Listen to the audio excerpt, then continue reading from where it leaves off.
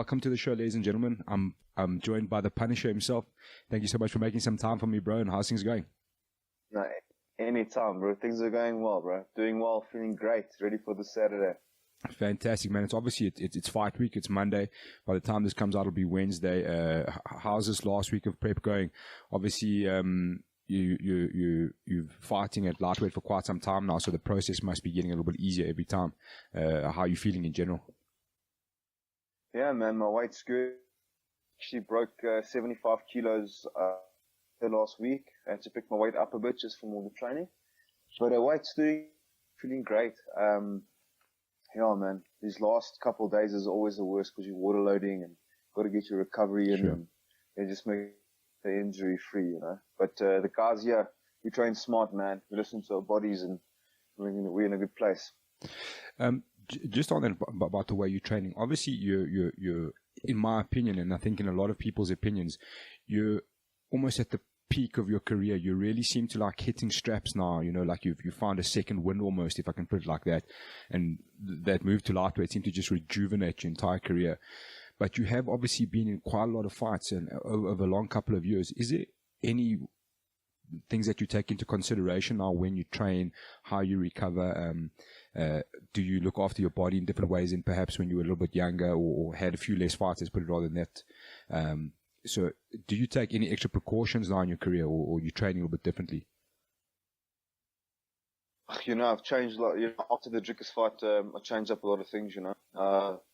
Consume myself in what I do and make sure that my body is 100% every day I step on the mat. You know, the April marked 10 years since I started fighting. Sure. You know? Started 25, I'm 35 now. So it's journey's been 10 years and I feel like I'm coming into my own right now. You know, whatever has happened is in the past and I'm just glad, this will come and I've decided to drop the light. I can feel the difference, you know. My performance is a reflection of itself over the last 3 fights and my approach to training has been the same. I'm more invested in the things that I need to invest in and I've focused a lot on my recovery, which I should have done from the beginning. I've neglected it, but I've just emphasized more on just training a lot smart. Don't do as much hard sparring anymore, a lot more technical stuff. And, you know, the body just, you can't break it down all the time, man. That's what guys, you know, by the time they reach 35 and they punch drunk, you know. Sure. And that's one thing I said to myself, you know, I don't want to be 35, I want to be, you know, or 40 and be punch drunk. I still want to be sharp, you know, and be mentally 100%. And, you know, we've just, as a gym as a whole, we've got to just train a lot smarter. There's no point to step to the gym and knocking the crap out of each other 2 times a week. Learn. How do you learn? By getting beat up. And I think there's a lot of fighters who feel the same way and a lot of guys, fighters out there are doing the same, you know. Cowboy Cerrone is one of them. Nagomedov is another one.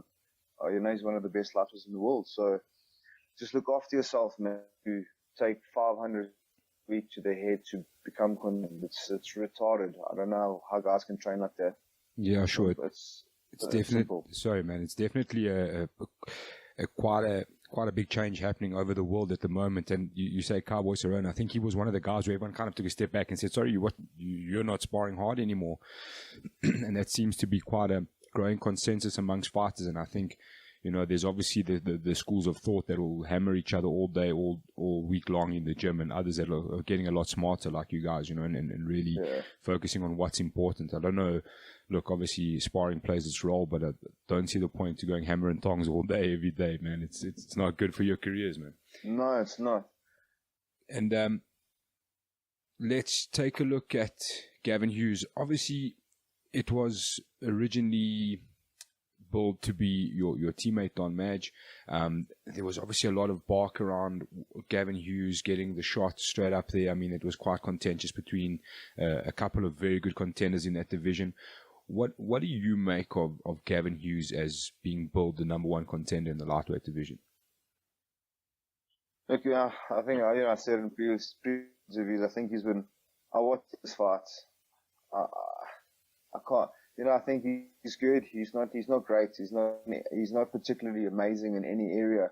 I think he's a good welder. He's got a bit of wrestling. He's got some good striking, and he's got some, you know, I mean, he's resilient. I know Brenning had him in a very,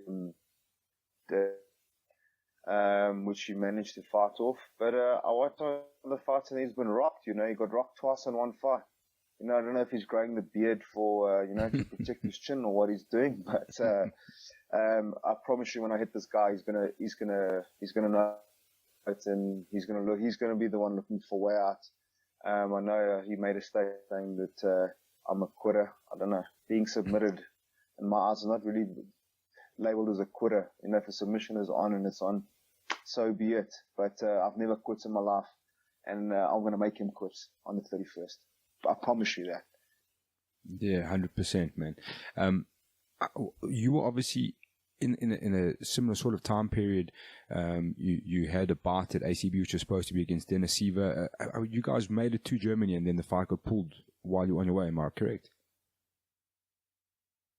No, we were there for 3 days, and I was busy cutting, and then the guy came to me and said that so I was very you know, the whole reason was because of Dennis Seaver. You know, he's a big name, and he's fought the guys in the world, and I wanted to test myself. You know, I felt confident for that fight, and when it fell through, yeah, man, my heart was a bit broken. Sure, man. But it is what it is. This is a fight game, you know.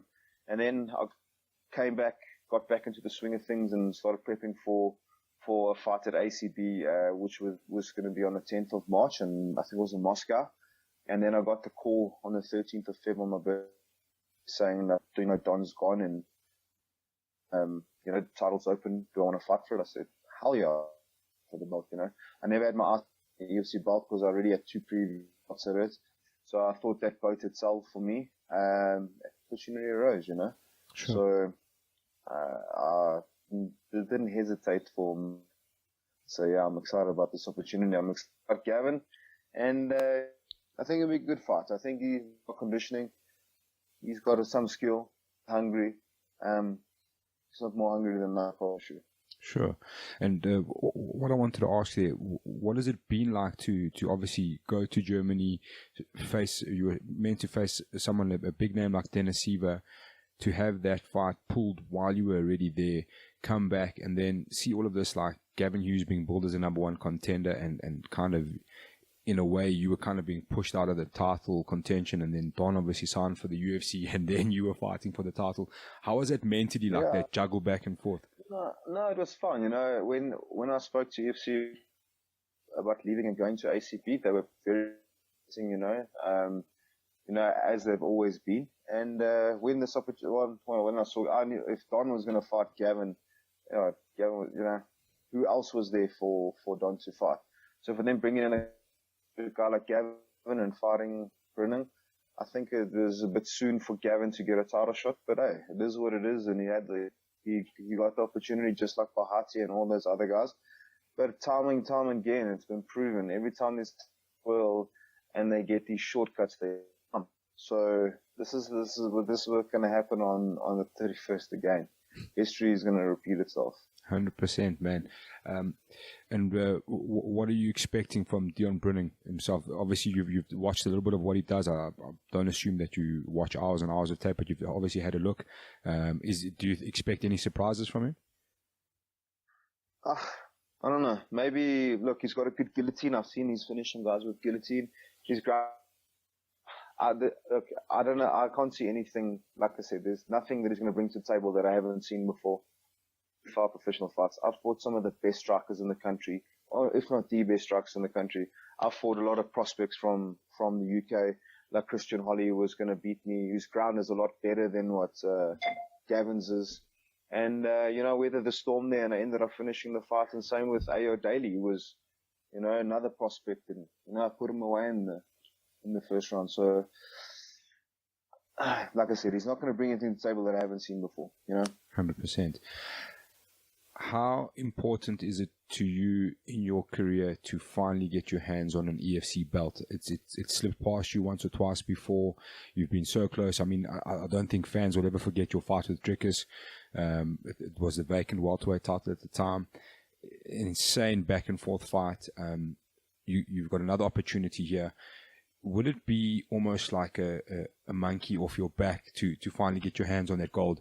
You've been so close before, and you've really like just rejuvenated your career, if we can put it like that, at lightweight. Is it something that you're really thinking about, or is it just another fight, another opportunity?